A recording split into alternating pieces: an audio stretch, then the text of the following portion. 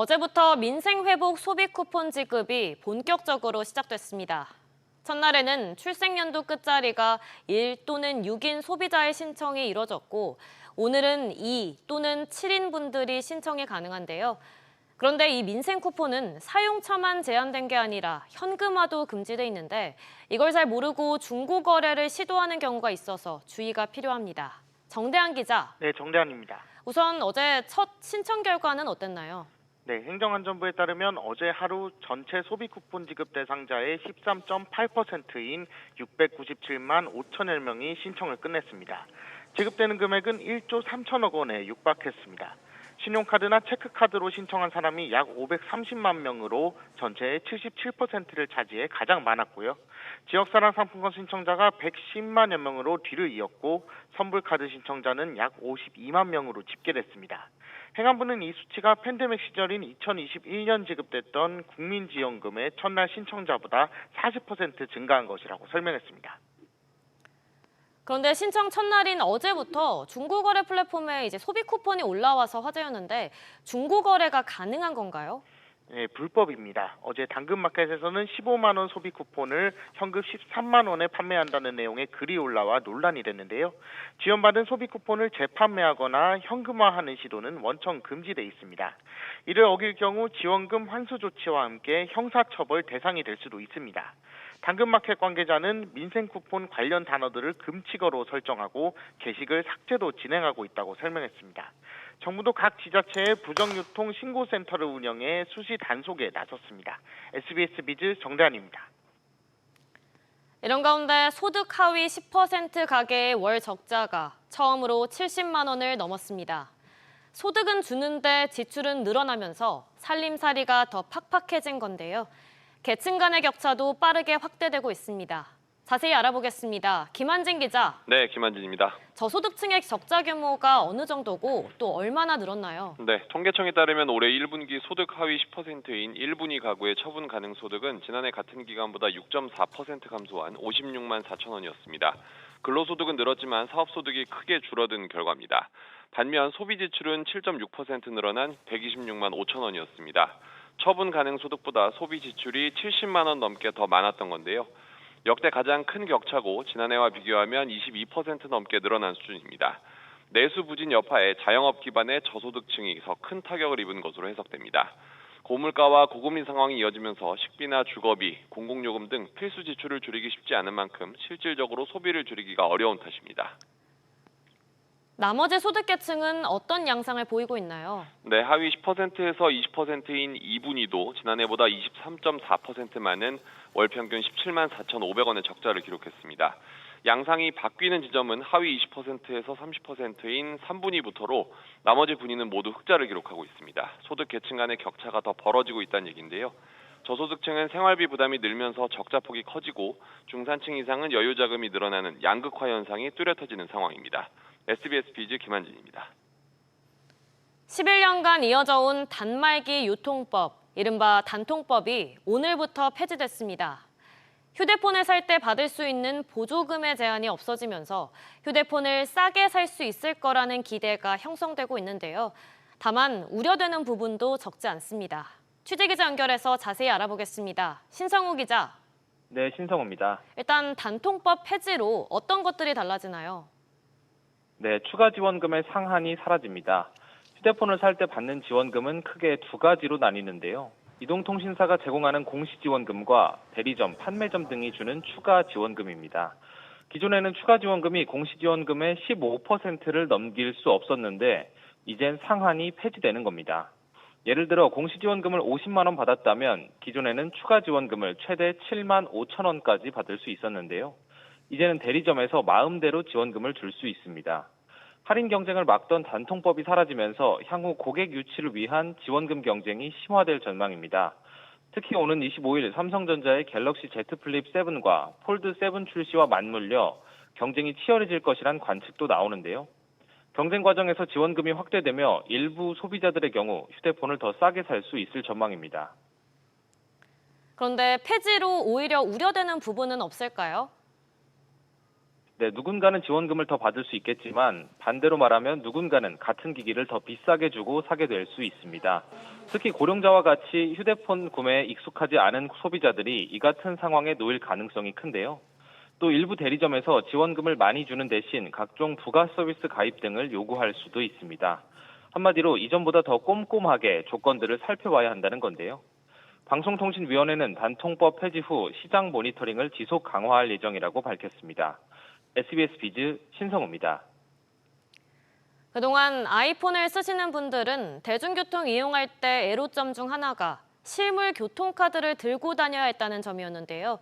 오늘부터는 티머니와의 연동으로 아이폰 하나만 들고도 버스와 지하철을 탈 수 있게 됐습니다. 안지혜 기자. 네, 안지혜입니다. 그동안 소문만 무성했던 티머니 연동이 드디어 됐네요. 그렇습니다. 애플이 오늘부터 아이폰에서 티머니와 연동한 현물 교통카드 지원을 시작했습니다. 지난 2023년 3월 애플페이 서비스가 한국에 공식 출시된 지 2년 4개월 만입니다. 이제 아이폰 사용자는 애플 지갑 앱에 티머니 카드를 추가한 이후 아이폰이나 애플워치를 버스, 지하철 승합차 단말기에 태그하면 대중교통을 이용할 수 있습니다. 카드는 선불 충전식입니다. 애플 지갑 앱에서는 국내에서 유일하게 애플페이를 지원하는 현대카드를 등록해서 만원이나 3만원, 5만원 등 금액을 미리 충전해서 사용할 수 있고 모바일 티머니 앱에서는 현대카드 외에 다른 결제 수단을 통한 충전도 가능합니다. 사용자가 설정한 잔액 이하로 떨어지면 애플페이를 통해 금액을 자동 충전하는 기능도 세계에서 처음으로 적용됐습니다. 하지만 아직 아쉬운 점들도 있다고요. 그렇습니다. 현재 티머니를 통한 순불 충전만 지원되고 이용자가 보유한 다른 후불 교통카드는 사용이 불가합니다. 또 기대를 모았던 서울시의 대중교통 통합 정기권인 기후동행카드나 정부의 대중교통비 환급 지원 사업인 K패스 교통카드 등은 사용할 수 없습니다. 아직은 언제 도입될지 관련 정책이 확정되지 않았다는 게 애플 측의 설명인데요. 삼성 월렛에서는 기후동행카드와 K패스 등을 사용할 수 있다는 점에서 대비되는 지점입니다. 오늘부터 단통법 폐지로 고가 휴대폰에 대한 이통사별 보조금 전쟁이 예고된 가운데 아이폰의 이번 기능 확대가 국내 점유율 높이기에도 영향을 미칠지 주목됩니다. SBS 비즈 안지입니다. 다가오는 여름 휴가철을 맞아서 여행 계획 세운 분들 많으실 텐데요. 정부가 원활한 교통 상황을 위해 오는 25일부터 17일간 특별 교통 대책을 시행합니다. 취재기자 연결해서 자세히 알아보겠습니다. 김한나 기자. 네, 김한나입니다. 우선 시민들은 휴가 기간 동안 언제 가장 많이 이동할까요? 약 20%의 응답자는 오는 26일 토요일부터 다음 달 1일 금요일까지를 휴가 출발 예정일로 잡았다고 말했는데요. 다음 달 9일부터 15일까지 계획한 사람은 15%에 달했습니다. 대부분 승용차를 이용해 움직이는 가운데 하루 평균 고속도로 통행량은 1년 전보다 2.8% 늘어난 545만 대로 예상됩니다. 다음 달 2일 기준 서울에서 부산 가는 방향은 6시간 10분, 서울에서 목포 가는 방향은 4시간 55분 걸릴 것으로 보이는데요. 귀경길 최대 소요 시간은 6시간 10분으로 그 다음 날 부산에서 서울 돌아오는 방향이 가장 막힐 것으로 전망됩니다. 교통체증이 엄청날 것으로 예상되는데 정부가 이를 위해서 어떤 대책을 마련했나요? 네, 정부는 경부선과 영동선, 서해안선 등 13개 노선과 53개 구간에서 갓길 차로를 운영합니다. 또 모바일 앱과 도로 전광판 등 다양한 매체를 통해 교통 상황을 실시간으로 제공할 예정입니다. 정부는 버스와 철도의 운행 횟수와 좌석을 늘리는데요. 철도의 경우 입성 예매 시 창구뿐 아니라 앱에서도 탑승권을 구매할 수 있도록 했습니다. 아울러 비행기의 경우 출국장이 최대 1시간 먼저 열리고 보안 검색과 안내 인력이 추가 투입됩니다. SBS 비즈 김한나입니다. 현대차 그룹이 지난 5월까지 미국으로 수출한 전기차 물량이 10,000 대를 넘기지 못했습니다. 지난해 같은 기간 동안 6만 대에 육박했던 것과 비교하면 90% 가까이 급감한 수치입니다. 류정현 기자. 네, 유정현입니다. 현대차 그룹이 미국으로 수출한 전기차 물량이 정확히 몇 대인 건가요? 네, 지난 5월까지 현대차와 기아가 우리나라에서 생산해 미국으로 수출한 전기차 물량은 7,156대에 불과했습니다. 1년 전 같은 기간 59,000대를 넘겼던 것과 비교하면 88%나 쪼그라들었습니다. 현대차가 제네시스를 포함해 87% 줄어든 3,906대, 기아가 89.1% 줄어든 3,250대를 기록했습니다. 현대차그룹의 전기차 대미 수출이 만 대를 밑돈 건 지난 2021년 약 4,000대 이후로 처음입니다.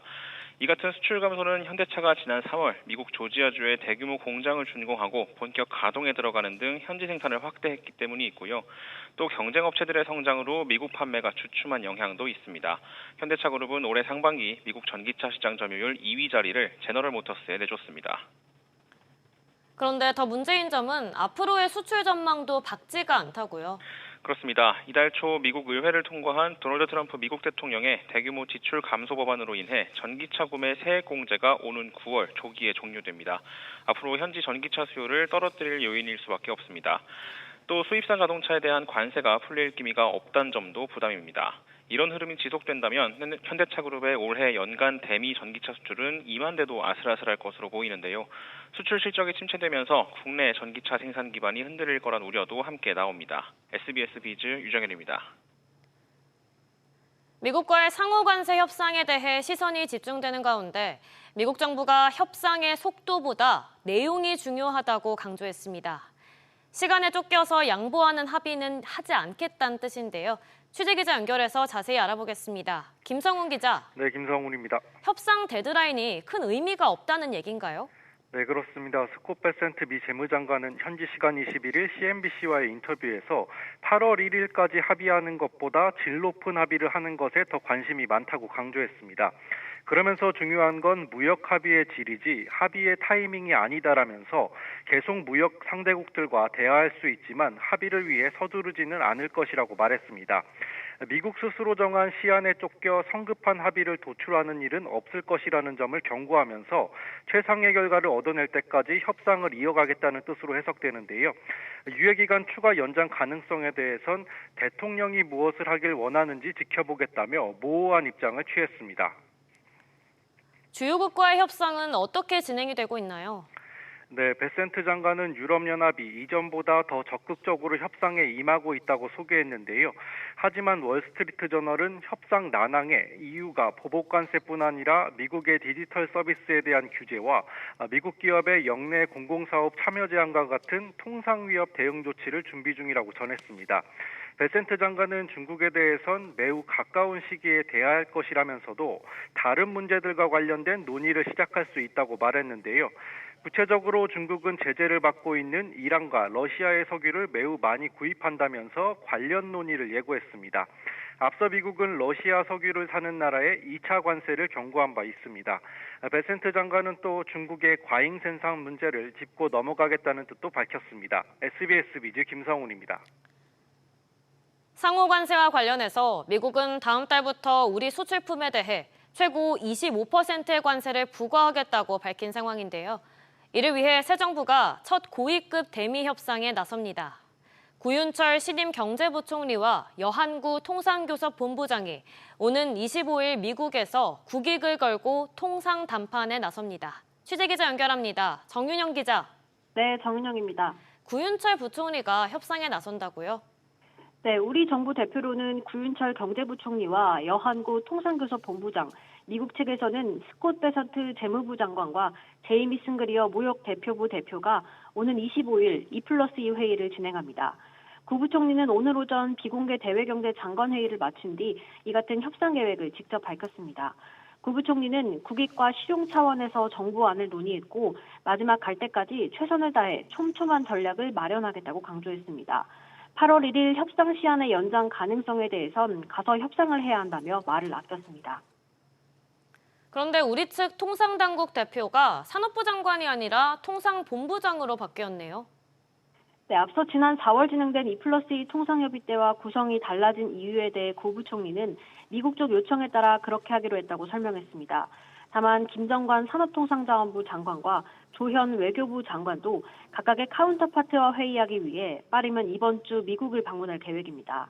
관세협상 시한이 많이 남아있지 않은 만큼 총력 대응에 나선 것으로 해석됩니다. SBS 비즈 정윤영입니다.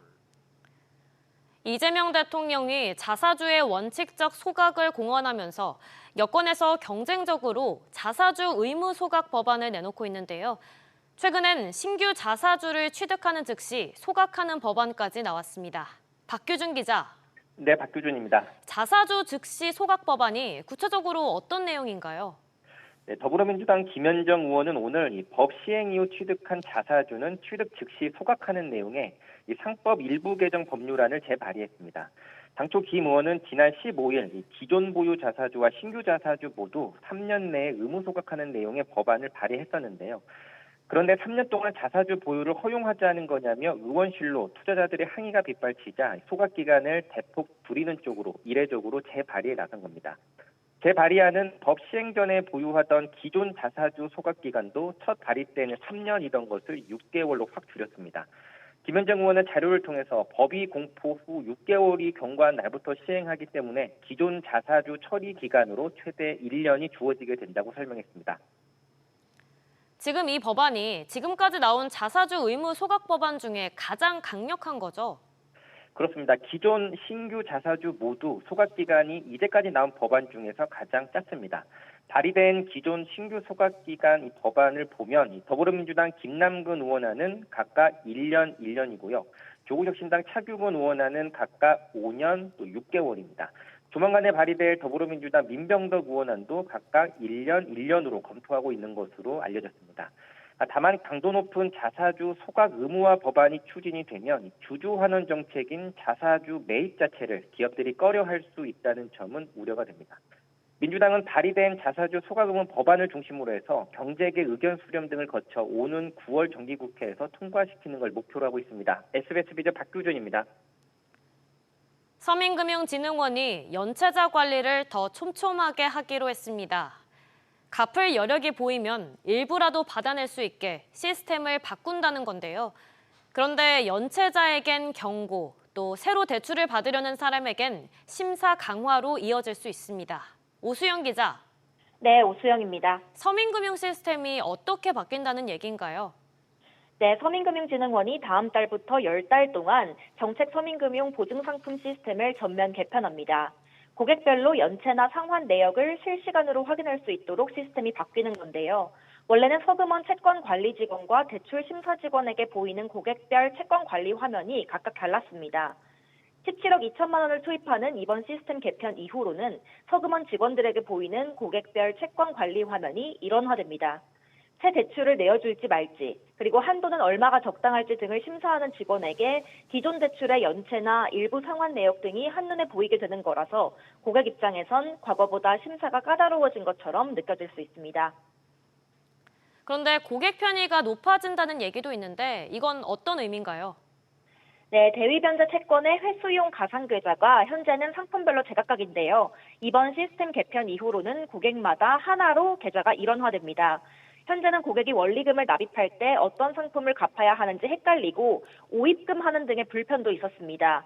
서금원 직원 입장에서도 고객이 어떤 상품을 얼마나 갚았는지 일일이 확인해야 해서 업무 비효율이 있었는데요.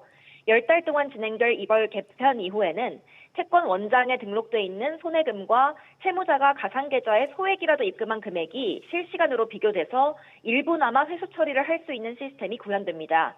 갚을 의지가 있는 고객의 편의는 높여주면서 상환 내역도 즉각 반영되도록 해서 정책 서민금융의 공백을 최소화하려는 시도로 보입니다.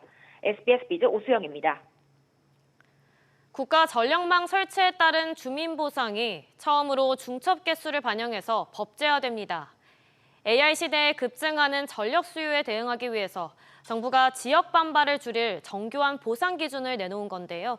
지웅배 기자. 네, 지웅배입니다. 주민 보상이 늘어난다는 얘기죠? 그렇습니다. 정부는 AI 산업 성장으로 전력 수요가 급증하자 국가기관 전력망 확충을 위한 특별법을 오는 9월 26일 시행하기로 했는데요. 그 하위 법령을 이번 달 입법 예고할 계획입니다. 기존에도 충전선로나 변전소가 생기면 그 지역에 지원금을 지급했는데요. 앞으로는 국가기관 전력망에 포함될 경우 그 지원 수준을 더욱 높이는 방안이 담길 예정입니다. 정부는 송변전 시설이 300m 이내에 있을 경우 주민지원금을 1.5배로 올리기로 했습니다. 여기에 더해 송전선로가 3개에서 4개 중첩되면 2배, 5개 이상이면 최대 3배까지 늘어나고 이 조건이 거리 기준과 겹치면 지원금은 기존의 4.5배까지 오를 수 있습니다. 예컨대 기존에 4만 원을 받던 지역이라면 최대 18만 원까지 올라갈 수 있다는 뜻입니다. 송전탑을 잇는 가공 전선로, 이제 쉽게 말해서 전봇대 같은 설치 비용도 지원한다는 얘기죠. 네, 전선 1km당 20억 원을 지원합니다. 이때 지자체의 협조로 정해진 심의 의결 기간 안에 위원회가 설비 입지를 확정하면 10%, 부대공사 인허가도 적기에 승인하면 또 10% 지원금이 추가됩니다. 반대로 지자체가 입지선정위원회 위원 지명이나 추천 기한을 넘기거나 이유 없이 공사 인허가를 내주지 않으면 각각 20%, 10%씩 지원금이 깎입니다. 이 밖에 전봇대를 땅에 묻는 지중화공사나 주민들이 협동조합을 만들어 재생에너지 발전 사업을 할 경우에도 정부가 지원에 나설 계획입니다. SBS 비즈 지웅배입니다. 지난달 생산자 물가가 소폭 오른 것으로 집계됐습니다. 한국은행은 6월 생산자 물가지수가 119.77로 전달보다 0.1% 올랐다고 밝혔습니다. 지난 4월과 5월에 잇따라 내렸다가 석 달 만에 반등한 것으로 농림수산품이 0.6% 오르면서 상승세를 이끌었습니다. 세부 품목별로는 배추가 31.1%, 돼지고기가 9.5%, 달걀이 4.4% 올랐습니다. 서민 급전창구로 불리는 카드론의 잔액이 지난달 소폭 줄었습니다.